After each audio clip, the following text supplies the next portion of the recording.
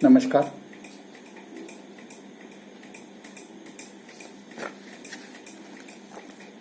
हम व्याख्यान नंबर 3 इसकी तरफ बढ़ते हैं। व्याख्यान नंबर 3 में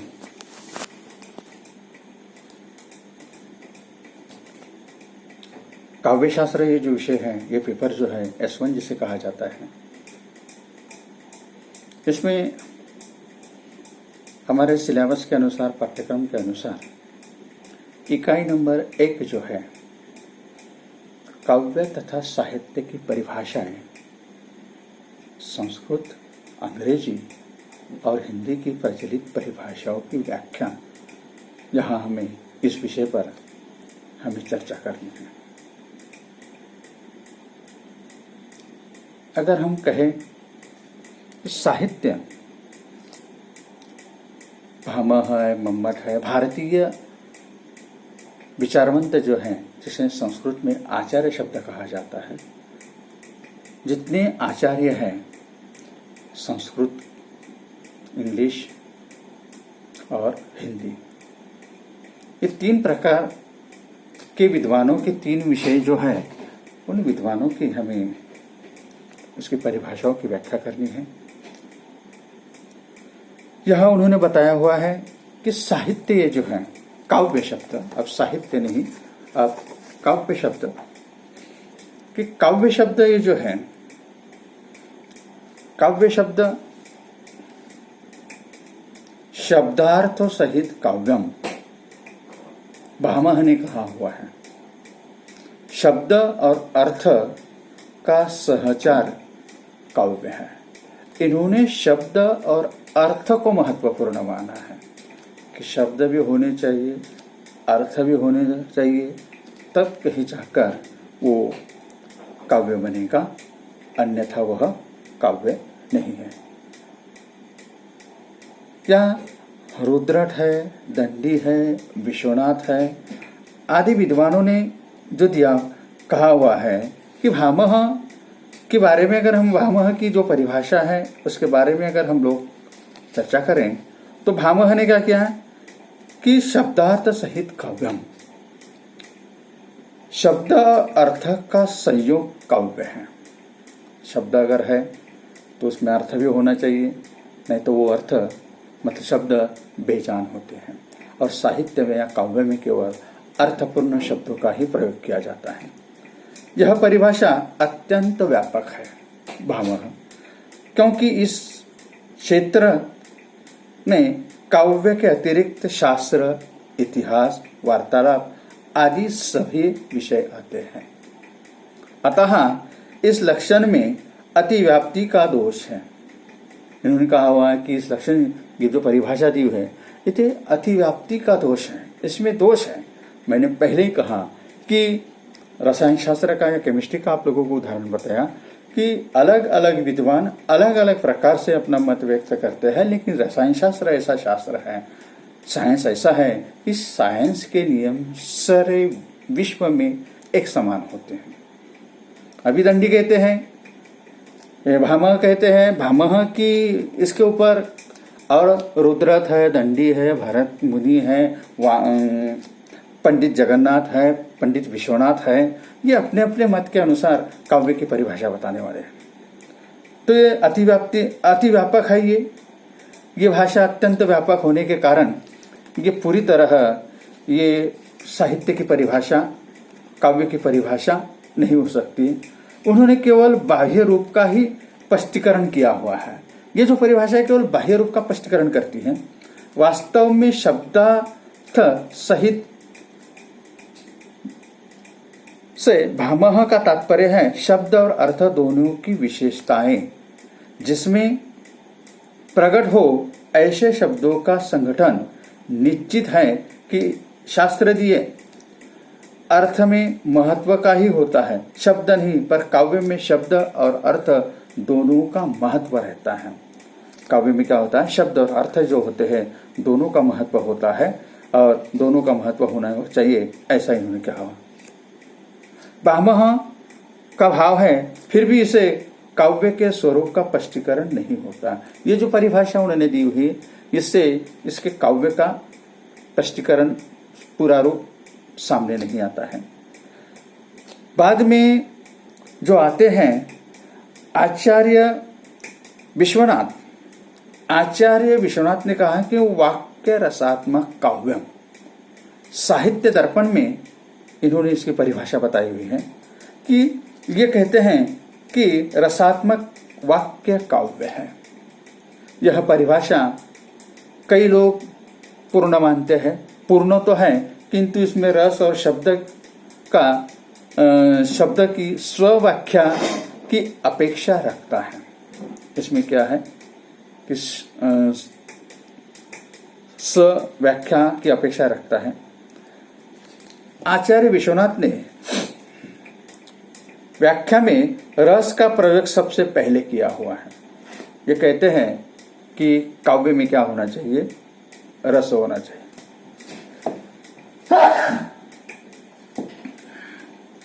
काव्य में क्या होना चाहिए, रस होना चाहिए। मनुष्य किसी न किसी पदार्थ का स्वाद लेते ही रहता है, इसलिए काव्य में रस का होना अनिवार्य माना है। इसी प्रकार इन सभी परिभाषाओं का एक दूसरे ने इसके ऊपर टीका टिप्पणी की हुई है। आचार्य केशवदास ने भी इसकी परिभाषा बताई है। पंडित जगन्नाथ जो है संस्कृत के महापंडित हैं, उन्होंने बताया हुआ है कि रमणीयार्थ प्रतिपादक शब्द काव्यम। यानी ये कहते हैं कि रमणीय शब्द जो होता है, मन को मनोरंजन करने वाला, आनंद देने वाला जो शब्द होता है, काव्य है। इस लक्षण में कुछ लोग आपत्ति उठाते हैं। काव्य के अंतर्गत शब्द में सदैव अर्थ ही रमणीयता नहीं होती है, कि सारे शब्द रमणीय नहीं होते हैं। पूरे वाक्य में रमणीयता प्रतिपादक होती है, इन्होंने कहा हुआ है। अर्थात ये उन्होंने कहते हैं कि रमणीय अर्थ देने वाला वाक्य काव्य होना चाहिए, कि रमणीय अर्थ देने वाला वाक्य जो है वो काव्य होना चाहिए। आगे ये कहते हैं कि परंतु यहाँ शब्द क्योंकि वाक्य की सबसे छोटी इकाई है, शब्द जो होता है वाक्य की सबसे छोटी इकाई है, वाक्य के स्थान पर शब्द दिया गया है। कभी कभी एक शब्द की उपयुक्तता की जा सकती है, परंतु पूर्णार्थ जो तक वाक्य नहीं होता है। हिंदी के अधिकांश काव्य लक्षणों में मौलिकता कम देखने को मिलती है। पूर्ववृत्ति हिंदी काव्य में प्राप्त लक्षणों को अधिकांश संस्कृत के लक्षणों पर आधारित है। आधुनिक लक्षणों पर अधिकांश प्रभाव अंग्रेजी का है, फिर भी कुछ परिभाषाएं महत्वपूर्ण हैं। यहाँ उन्होंने बताया हुआ है कि रुद्रट कहते हैं कि नानु शब्दार्थ काव्यम, यह शब्द और अर्थ के संयोग से काव्य मानते हैं, कि शब्द और अर्थ का संयोग होता है तब कहीं जाकर काव्य बनता है, अन्यथा नहीं। मतलब शब्द और अर्थ का संयोग होना बहुत महत्वपूर्ण होता है। यहाँ पंडित जगन्नाथ की हम लोगों ने परिभाषा देखी, हमने आचार्य विश्वनाथ की परिभाषा देखी, भामह की परिभाषा देखी, आचार्य चिंतामणि की परिभाषा देखी। यहाँ और भी जो विद्वान है, वामन है, आचार्य मम्मट है। आचार्य मम्मट जो है कि आचार्य मम्मट की इनकी जो परिभाषा है, इनकी परिभाषा वो इस तरह से देते हैं कि आचार्य मम्मट कहते हैं कि वैसे स्वतंत्र रूप से कोई काव्य लक्षण नहीं दिया है उन्होंने, परंतु अलंकार का विवेचन करते समय और रीति संप्रदाय की स्थापना करते समय कुछ बातें उन्होंने लिखी हुई हैं जो काव्य के लक्षण को स्पष्ट करती है। काव्यम ग्रहमालंकारात् सौंदर्य अलंकारम, अर्थात काव्य के लिए अलंकार आवश्यक है और कविता का सौंदर्य अलंकार के कारण ही निखरता है। मतलब काव्य में अलंकार का होना उन्होंने अवश्य माना हुआ है। वामन ने यह भी बात लिखी है कि काव्य शब्दम गुणालंकारम संस्कृतम शब्दार्थम, अर्थात गुण एवं अलंकार से संस्कृत शब्दार्थ ही काव्य है।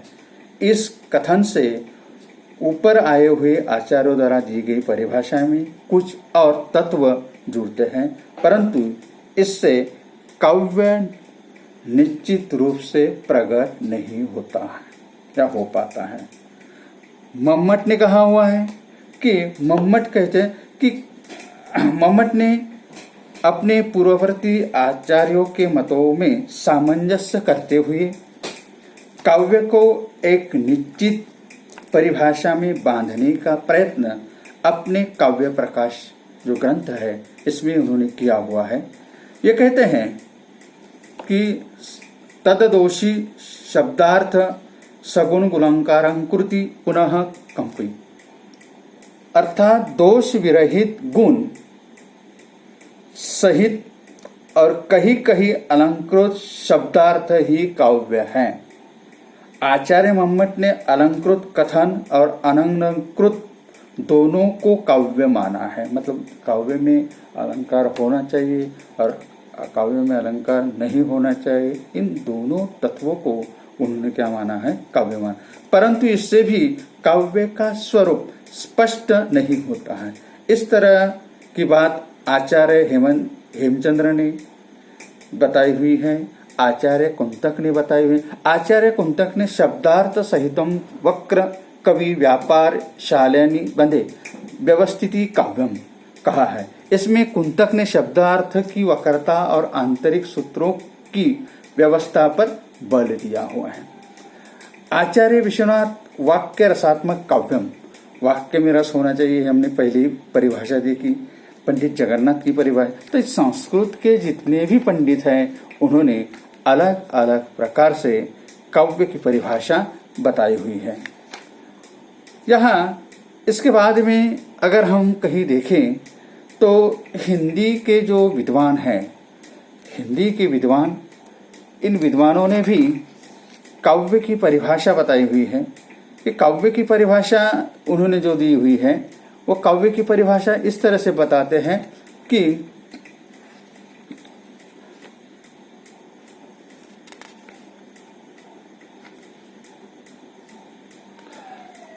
हिंदी के जो विद्वान जो हैं महावीर प्रसाद द्विवेदी कहते हैं कि जो मनोभाव शब्दों का रूप धारण करते हैं तब वही कविता कहलाने लगती हैं, चाहे वह पद्यात्मक हो या गद्यात्मक हो। मतलब शब्द जो होते हैं, शब्दों जब मनोभाव रूप धारण करते हैं तब वह काव्य या कविता बनती है। यहाँ हम मतलब काव्य को ही समानार्थी कविता शब्द कहा हुआ है। आचार्य रामचंद्र शुक्ल ये जो है, आचार्य रामचंद्र शुक्ल कहते हैं कविता को जीवन और जगत की अभिव्यक्ति उन्होंने माना हुआ है। कि कविता जो होती है जीवन और जगत की अभिव्यक्ति होती है। इन्होंने जीवन की और जगत की अभिव्यक्ति के लिए बताया हुआ है कि इस तरह से ये काव्य को महत्वपूर्ण मानते हैं। महाकवि जयशंकर प्रसाद काव्य आत्मा की ऐसी संकल्पना उन्होंने बताई हुई है कि जिसका संबंध विशेषण या विकल्प विज्ञान से नहीं, वह एक श्रेयमयी प्रेम रचनात्मक धारा है। वह सत्य शिवम सुंदरम का एक रूप है, जहाँ सत्यम शिवम सुंदरम दिखाई देता है, उसे उन्होंने काव्य माना हुआ है, इसे काव्य माना जाए। महादेवी वर्मा जो है कि महादेवी वर्मा कविता की विशेष की भावनाओं का चित्रण करते हैं। वैसे महादेवी वर्मा को आधुनिक मीरा के नाम से जाना जाता है, आधुनिक मीरा के नाम से उन्हें जाना जाता है। और आधुनिक मीरा ये जो है कि आधुनिक मीरा होने के कारण उनके काव्य में, उनका काव्य को पीड़ा का काव्य कहा जाता है। उनके काव्य में सारा दुख ही दुख दिखाई देता है, इसलिए उन्हें आधुनिक मीरा के नाम से जाना जाता है। कई लोग जहां उन्होंने कि महादेवी वर्मा कहती है चित्रण ठीक है, कविता कवि विशेष की भावनाओं का चित्रण है और वह चित्रण उतना ठीक है कि उससे वैसी ही भावनाएं किसी दूसरे के हृदय में आविर्भूत होती हों। मतलब देखने वाला और पढ़ने वाला और लिखने वाला दोनों की भावना समान हो, उसे ही उन्होंने काव्य कहा हुआ है, कविता कहा हुआ है। प्रेमचंद जी जो है कि प्रेमचंद जी ने बताया हुआ है काव्य जीवन की आलोचना है। काव्य क्या करता है? काव्य जीवन की आलोचना करता है, क्रिटिसिज्म करता है, मीमांसा करता है, समीक्षा करता है, आलोचना करता है। ये इसे उन्होंने कहा कि काव्य जीवन की आलोचना है। सुमित्रानंदन पंत जो है, जिसे प्रकृति के कवि कहा जाता है, कविता हमारे परिपूर्ण क्षणों की वाणी है।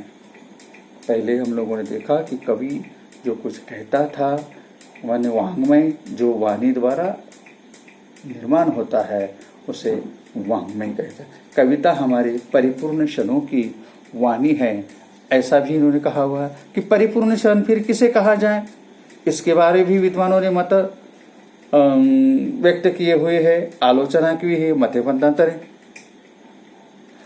अंत में काव्य के विषय में इस प्रकार कहा जा सकता है कि संस्कृत के आचारों की परिभाषा का अनुवाद जो है आधुनिक विद्वानों ने किया हुआ है।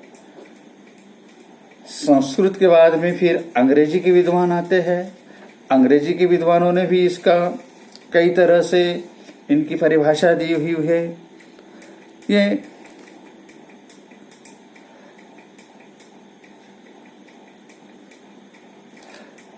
कैलेरिज नाम का जो पाश्चात्य विद्वान जो है, उन्होंने बताया है कि poetry is the best word in the best order, अर्थात कविता उत्तमोत्तम शब्दों का उत्तमोत्तम क्रम विधान है।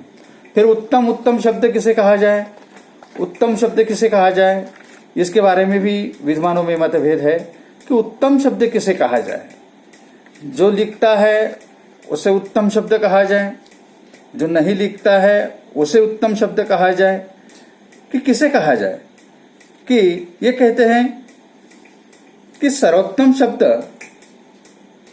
में कविता को उन्होंने महत्व दिया। इस परिभाषा में सर्वोत्तम का अर्थ स्पष्ट नहीं होता है कि सर्वोत्तम किसे कहा जाए, सर्वोत्तम किसे कहा जाए ये स्पष्ट नहीं होता है। अगर हम उत्तम अर्थ देने वाले शब्द माने तो प्रभु, स्वर्ग, अमृत, जय, खुशबू आदि शब्दों का विचार करते हैं। फिर मौत, भय, अंधेरा, विष जैसे शब्दों को हम कहाँ रखेंगे। यानी उत्तमोत्तम शब्द अगर है, उत्तम शब्दों को ही अगर हम काव्य मानेंगे तो ऐसे शब्दों को हम कहाँ रखेंगे। ऐसे शब्द अगर काव्य में आए तो उसे काव्य नहीं कहेंगे क्या, ये इसके ऊपर उन्होंने आपत्ति उठाई हुई है। यहाँ आगे और ड्राइन जो है कि इन्होंने कहा हुआ है poetry is the order is the music. ये पोएट्री का है एक प्रकार का म्यूजिक है, संगीत है। यह परिभाषा सर्वत्र सत्य नहीं है, इसके ऊपर भी टीका टिप्पणी गई। अनेक गीत जो गाए जाते हैं वे सभी काव्य की विशेषताएं नहीं है। अनेक गीत जो होते हैं उसमें सभी में काव्य की विशेषताएं नहीं होती हैं। संगीत कविता का पक्ष है, परंतु संगीत तत्व का एक अनिवार्य अंग नहीं है।